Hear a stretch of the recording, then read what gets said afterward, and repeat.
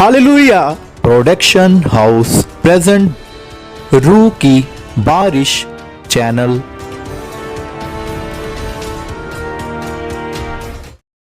आराधना प्रार्थना जो है वो बंधनों को तोड़ती है, आपको श्रापों से मुक्त करती है। आज की आराधना शुरू करने से पहले मैं आपको परमेश्वर के एक दृष्टांत के बारे में बताना चाहता हूँ। सब जन अपनी आत्मा को खोले और इस दृष्टांत को अपने जीवन में कबूल करें और प्रभु से दीन होकर अपने गलती गुनाहों की क्षमा को मांगे और अपने गलती गुनाहों को पहचाने भी। जिस प्रकार बाइबल में लिखा गया है, एक उड़ाऊ पुत्र की कहानी। सब जन जानते हैं कि उड़ाऊ पुत्र कौन, जो बाप की आज्ञाओं पर ना चले। बाइबल में लिखा गया कि एक पिता जिसके 2 पुत्र थे, जिसमें से उसके छोटे पुत्र ने उससे कहा कि पिता, जो संपत्ति का भाग, जो प्रॉपर्टी का हिस्सा मेरे हिस्से में आता है, उसे मुझे दे दे। बाप ने उसकी मानकर जो हिस्से में उसके प्रॉपर्टी, जो संपत्ति आती थी, उसे दे दी। बहुत दिन ना बीते थे कि छोटा पुत्र अपनी सारी संपत्ति इकट्ठी करके, जो जमीन जो जायदाद थी, बेचकर सारा पैसा लेकर वो दूर देश में चला गया और वहां उसने उस संपत्ति को जुए में, नशे में, व्यभिचार में उड़ा दिया। और जब उसके पास सब कुछ खत्म हो गया, वो नशे में था, दुखों में पड़ गया। फिर वो पैसे के लिए, अपनी जीविका के लिए, अपना खाना खाने के लिए वहां एक कोई इंसान था जिसके पास सूअर थे।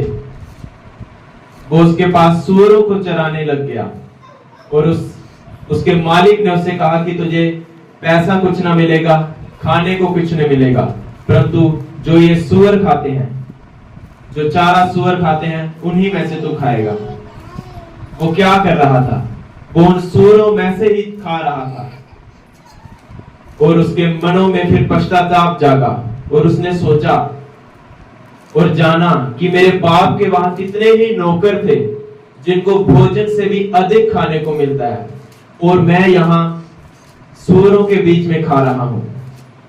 उसने अपने हृदय को बदला और कहा अपने मन में कि मैं अपने बाप के पास जाऊंगा और उसे कहूंगा, हे पिता, तू मुझे एक नौकर जानकर ही अपने पास रख ले, ताकि मैं खा पी सकूं और आनंद का जीवन जी सकूं, क्योंकि मैं अब तेरा पुत्र कहलाने के लायक नहीं।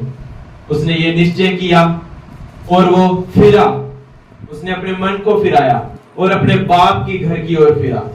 जब उसने ये निश्चय ही किया था तो वो अपने घर के जब पास में वो चल रहा था, दूर से देखकर उसके बाप ने उसको देखा और वो दौड़ा। उसने अपने पुत्र को गले से लगाया और पुत्र ने उससे कहा, हे पिता, मैं अब तेरा पुत्र कहलाने के योग्य नहीं हूं, क्योंकि मैंने तेरे और स्वर्ग के विषय में पाप किया है। परंतु पुत्र जो पश्चाताप में था, बाप के सम्मुख जब आया, बाप ने अपने दास को बुलाया और उससे कहा, झट से नया वस्त्र लेकर आओ, उसे अंगूठी पहनाओ और उसके पांव में जूती पहनाओ और पला हुआ बछड़ा लाओ और उसे बनाओ और खाओ और जश्न मनाओ, क्योंकि ये मेरा पुत्र जो खो गया था आज फिर से मुझे मिल गया है, जो मर गया था आज वो फिर से जीवित हो गया है। और वो सब जन आनंद में, जश्न में थे। परंतु उसका बड़ा बेटा जब वो खेत से वापस अपने घर में आ रहा था तो उसने देखा कि ये नाचने बजाने, ये जश्न क्यों मनाया जा रहा है। तो उसने एक दास को बुलाकर कहा कि ये क्या है। तो उसके दास ने उससे कहा कि तेरा भाई जो दूर देश से अपनी सारी संपत्ति को उड़ा के आया है, वो आज वापिस आ गया है। तेरा पिता उसके विषय में आज जश्न मना रहा है, आनंदित हो रहा है। वो बड़ा बेटा अपने बाप के पास गया कि हे पिता, मैं सारी उम्र तेरी साथ रहा, तेरी आज्ञाओं को माना, जो तूने कहा मैंने वही किया, और तूने मेरे लिए कभी एक बकरी का बच्चा भी नहीं बनाया, परंतु आज ये जो तेरी सारी संपत्ति को उड़ा के आया है, उसके लिए तूने एक पला हुआ बछड़ा कटवाया और इतने जश्न मना रहा है।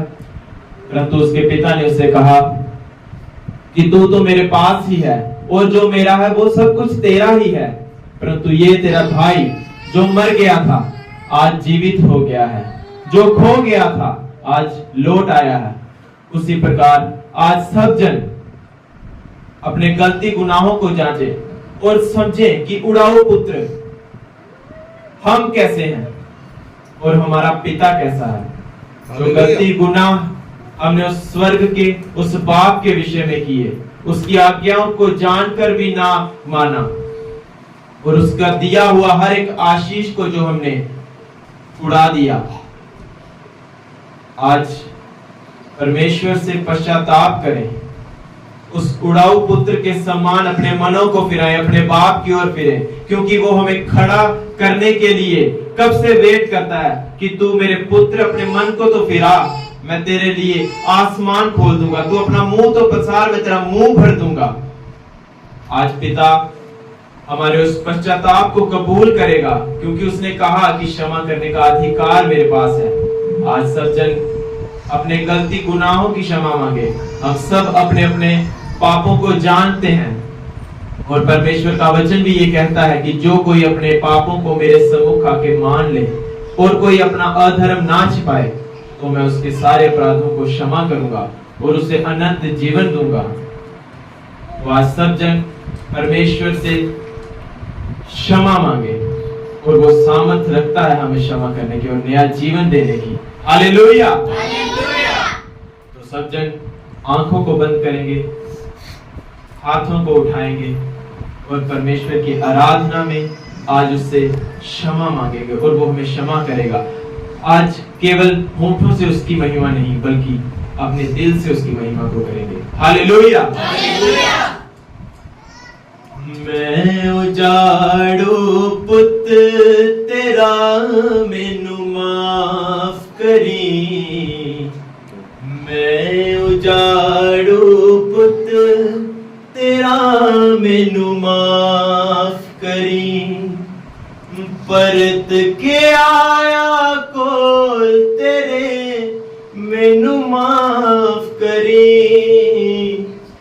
परत के आया कोल तेरे मैनू माफ करी, मैं उजाड़ू पुत तेरा मैनू माफ करी, मैं उजाड़ू पुत तेरा मैनू माफ करी।